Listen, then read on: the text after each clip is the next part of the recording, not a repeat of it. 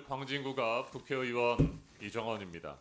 끝난 줄 알았지만 결코 끝난 것이 아니었습니다. 내란 수계는 파면됐지만 그가 임명한 인사들은 여전히 언론의 자유를 옥죄고 있습니다. 곳곳에 뿌리를 깊이 내린 채 저항하고 있습니다. 민주주의와 헌정 질서에 대한 위협과 파괴 행위를 거듭 반복하고 있습니다.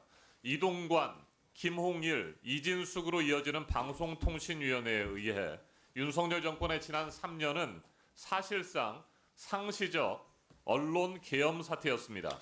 한겨레 신문은 최근 칼럼에서 반민주 세력이 다시는 언론 자유를 농단하지 못하도록 제도를 정비해야 한다고 강조했습니다. 지난 3년 동안 허술한 제도의 폐해를 충분히 받지 않는가라고 지적했습니다. 그렇습니다. 그동안의 기형적인 방통위 2인 체제는 숱하게 많은 부당한 결정을 내렸습니다. 그 위법성으로 인해서 지금까지도 법원으로부터 반복적으로 제동이 걸리고 있습니다. 그럼에도 불구하고 이진숙 방통위원장은 국민교육 컨텐츠의 중심이자 공영방송이며 공공방송의 공공성의 마지막 보루인 EBS마저 사랑하는 후배에게 넘기려는 시도까지 감행했습니다. 다른 것도 아니고 EBS입니다. 이건 선을 넘어도 한참 넘은 것입니다. KBS를 완전 장악했고 MBC를 탄압한 것도 모자라서 EBS까지 소나귀에 넣으려는 알박기 인사가 아니면 도대체 무엇이란 말입니까? 사적인 인연과 관계로 우리의 공영방송을 무너뜨리고 있습니다. 이번 조기 대선은 내란의 잔재를 완전히 극복하고 심판하는 계기가 될 것입니다. 새로운 민주주의로 나아가면서 진짜 대한민국을 새롭게 건설하는 선거가 될 것으로 저는 확신합니다. 저는 줄곧 진보와 보수 어느 정권이 들어서더라도 공영방송이 정치에 휘둘려서는 안 된다고 말씀드려왔습니다. 부당한 거부권에 막혀서 이루어지지 못했던 공영방송 지배구조 개선, 그래서 반드시 필요합니다. 이번 대선 이후에 출범할 새로운 정부는 방통위와 방심위가 비판 언론을 통제하는 권력의 도구로 전락하지 않도록 합의제 행정기구라는 본래의 정체성과 역할, 존재 이유, 그 가치를 회복시켜야 합니다. 2025년 6월 3일 이후 대한민국은 분명히 달라질 것입니다. 민주주의를 파괴하고 헌정 질서를 유린한 내란 사태와 상시적 언론 계엄 사태를 이제는 반드시 끝내야 한다고 생각합니다.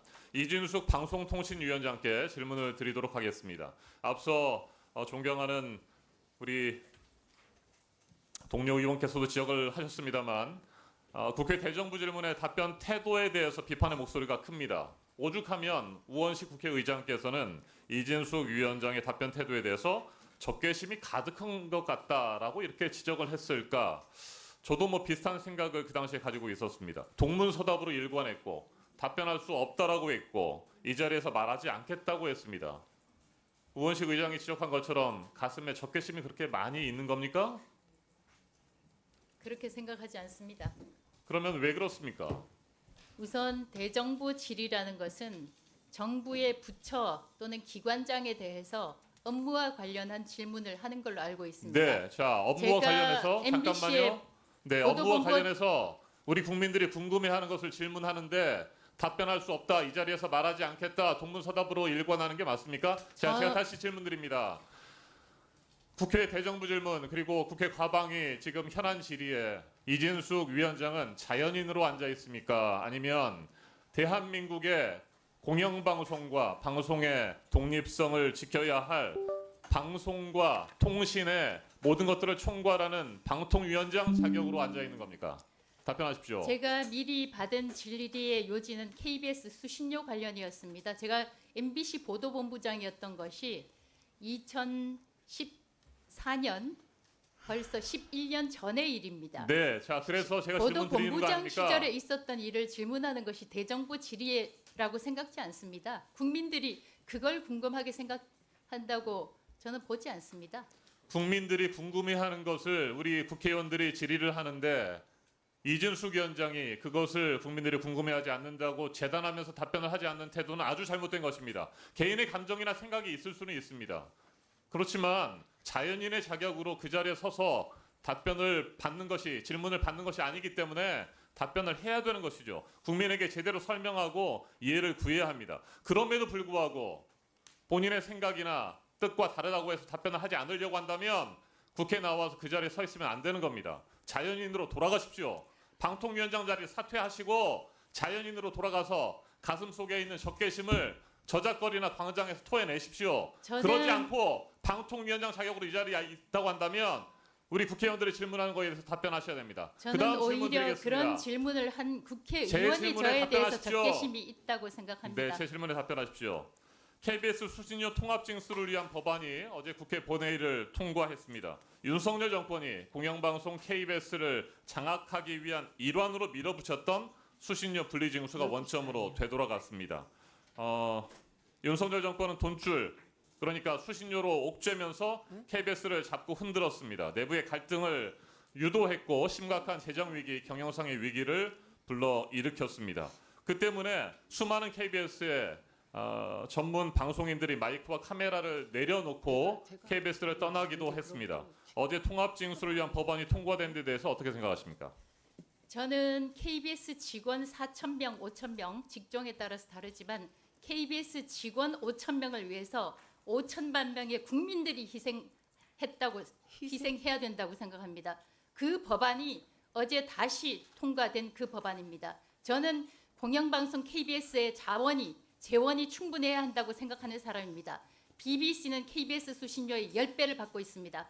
오히려 KBS 수신료를 올려야 하는 것이 맞지, 국민들이 분리징수하는 이 선택의 자유를 우리 국회가 막아서는 안 된다고 생각합니다. KBS 직원 5,000명을 위해서 전 국민, 대한민국 국민 5천만 명이 희생하는 것입니다. 그게 말이 된다고 생각하십니까? 조국혁신당 이혜민입니다. 먼저 유족께 깊은 위로의 말씀을 전합니다. 이 순간이 바라건대 2차 가해가 되지 않을까 그런 걱정이 됩니다. 잠시 숨을 고르고 저는 다른 질의를 이어가도록 하겠습니다. 이진숙 위원장님, 며칠 날 업무 복귀를 하셨죠? 1월 23일입니다. 그렇죠. 그로부터 한 달 뒤쯤에 2월 28일에 방통위는 생성형 AI 이용자 보호 가이드라인을 발표를 합니다. 그거는 알고 계시죠? 네. 저는 3월 5일 날 이 자리에서 이런 질문을 좀 드렸었습니다. 잠깐 복기를 해볼게요. AI 이용자 보호 관련해서 규제 중복 우려가 있으니 방통위는 과기정통부 AI 안전연구소 개보위와 협의해서 기업들이 혼란스럽지 않게 일관된 지침을 받을 수 있도록 해야 하는데 어떤 조율할 수 있는 채널 메커니즘이 있는지 질의를 했고요. 당시 위원장께서는 저도 국가 AI위원회의 멤버다. 개보위와 과기부와 실무선에서 조율하고 있다고 답을 하셨습니다. 그런데 그날 저에게 주신 대부분의 대답이 무엇이었냐면 다 실무선에서 조율한다는 그런 말씀을 하셨어요. 그게 그런 식으로 대답을 한 게 한두 가지면 이해가 되는데 죄다 그러셨고 딱 하나 더한 게 본인이 국가 AI위원회 멤버라는 것입니다. 전에 김태규 부위원장께서 직무대행을 하실 때는 모르는 건 모른다고 하셨는데 그게 더 솔직한 것 같습니다. 의원실에서 확인을 해보니까 그 가이드라인을 발표하던 시점에 실질적으로 타 부처와 협의한 게 전혀 없었습니다. 결국 어떻게 됐나 확인을 하기 위해서 의원실에서는 과기정통부가 방통위의 가이드라인 문제점에 대해서 국가 AI위원회에 전달한 의견서를 받았습니다. 멤버라고 하시니까 보셨을 것 같은데 아니나 다를까 제가 우려했던 내용들이 다 포함이 돼 있었어요. 전부 다 수정 사항으로 들어가 있었고 그 의견서를 보셨는지 모르겠지만 처음부터 정의부터 틀렸었어요. 그걸 좀 요약을 해보면 뭐라고 돼 있냐면은 AI 기본법 시행령 재정 초안 내용 및 이해관계자 의견 수렴 결과를 반영해서 가이드라인 내용도 수정해라는 것입니다. 결국에 국가 AI위원회 주재로 부처 간 협의 끝에 기본법 시행령 고려해서 방통위 가이드라인을 개정하는 쪽으로 결과가 났었습니다. 이 부분 지금 제가 설명드린 과정은 다 알고 계시는 거죠? 알고 있습니다. 거기에 대해서 어떻게 생각을 하시나요? 말씀대로 AI 기본법이 먼저 만들어졌고 저희는 AI 기본법은 AI 관련해서 발전과 지능에 관한 것이고 저희는 그 과정에서 발생할 수 있는 이용자들의 피해를 최소화하는 것입니다. 일단 저희가 발표하는 것, 2월에 발표하는 것은 가이드라인입니다. 법적 절차가 진행이 아직 되고 있고 AI 네, 거기까지 이용자 듣겠습니다. 보호법을 네, 충분히 준비하고 들었고요. 있는 중입니다. AI 기본법은 발전과 지능에 관한 법이라는 말 자체가 틀렸습니다. 그렇기 때문에 이런 일이 벌어지지 않았나 싶은데 AI 기본법은 지능을 위한 규제를 함께 담고 있는 그릇이고 기본법입니다. 지능만 넣을 수 없습니다. 그렇기 때문에 이런 사태가 발생된 것 같습니다. 실무선에서 조율했다는 대답 말고 말씀드렸듯이 차라리 김태규 직무대행처럼 모르면 모른다고 하는 게 맞아요. 방통위에서 본인이 컨트롤 타워세요. 부처 협의하라고 분명히 말씀드렸는데 그냥 밀어붙이는 바람에 결국에는 시장에는 혼란만 가중이 됐습니다. 방통위 가이드라인 말씀하신 대로 법적 효력 없다고 하지만 행정 지도적 효력이 있기 때문에 사업자들은 기업은 가이드라인 따라야 합니다. 부처간 협의 없이 이준숙 위원장님 맘대로 방통위 맘대로 가이드라인 발표하는 바람에 시장 혼동 가중시켰고 그래서 방통위 가이드라인은 지금 결국에는 개정되기로 결정이 나버렸습니다. 이러면 이렇게 하시면 앞으로 AI 관련돼서 국가 AI위원회 멤버시라면서요. AI 관련해서 방통위의 가이드라인, 방통위의 의견, 방통위의 지침을 기업들이 어떻게 믿고 따를 수 있을까요? 지금 말씀하신 묻지 것은 정확하지 않았습니다. 않고요. 묻지 저기 않았습니다. 끼어들지 마세요. 끼어들지 이진숙 마시라고요. 위원장님은 방통위 신뢰를 스스로 떨어뜨리고 있습니다. 지금 이거는 그냥 가서 앉아 계시는 걸로 해결될 게 아니라 실질적인 현장 상황을 봐야 되고 그러려면 결국에는 전문성이 있어야 합니다. 전문성 1도 없는 사람이 지금 컨트롤 타워로 계시니 그리고 할 줄 아시는 건 죄송하지만 지금까지 보여주신 바로는 방송 장악 말고 보여주신 게 없습니다. 이런 AI 이용자 보호 가이드라인 같이 내용상 전문성 면에서 굉장히 고도의 전문성이 필요한 부분에 대해서는 정말 뭐라고 표현을 해야 될지 모르겠지만 이런 것 같아요. 뱁새가 황새 쫓아가는 꼴이라고 보고요. AI 시대에 저는 큰 걱정이라고 생각을 합니다. 작년 인사청문회 때부터 제가 말씀을 드렸잖아요. 방통위원장 수준의 능력이 없으면 그 자리에 계실 필요가 없다고. 이걸 속된 말로는 뭐라고 하냐면은 월급 루팡이라고 합니다. 이번 조기 대선이 이런 분의 방송 지형 하에서 치러지는 이 상황이 저는 굉장히 우려가 된다는 말씀으로 질의를 질문의 마치겠습니다. 그리고 질문의 저는 취지를 질문을 잘 하지 알지 않았고 못하겠습니다. 끼어들지 마시라고요. 끼어들지 마시기 일방적으로 바랍니다. 모욕적인 발언을 하시지 않습니까? 끼어들지 위원장님? 마시라고요. 자, 본인이 받아야 되는 질의를 받기 위해서 지금 저 자리에 나와 있는 것입니다. 본인의 위치를 지금 굉장히 망각하고 계시는데요. 그렇지 않습니다. 본인이 그렇다면은 보여주셔야죠. 결과물로 보여줘야지 지금 말로만 떠든다고 되겠습니까? 결과물 보여주는 게 없으니까 이런 말 하는 것이고 거기에 대해서 뭐 모욕적이다.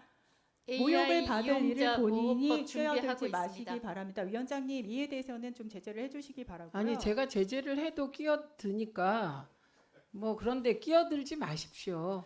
네. 그냥 저는 저 이렇게밖에 1분 더 드리세요. 네, 이렇게밖에 생각을 못 하겠습니다. 이진숙 위원장은 지금 국회와 함께 협의를 해 가면서 어떤 일을 앞으로 진행시키려는 생각은 일도 없고 나는 보수의 여전사이니 싸우러 나가야겠다. 그것밖에 없는 것 같습니다. 저는 딱 한 가지예요. 지난번 질의에서 질문을 했었던 AI 기본법 관련돼서 이용자 보호에 관한 것이 부처 간 중복 규제가 우려가 되니 협의를 해라.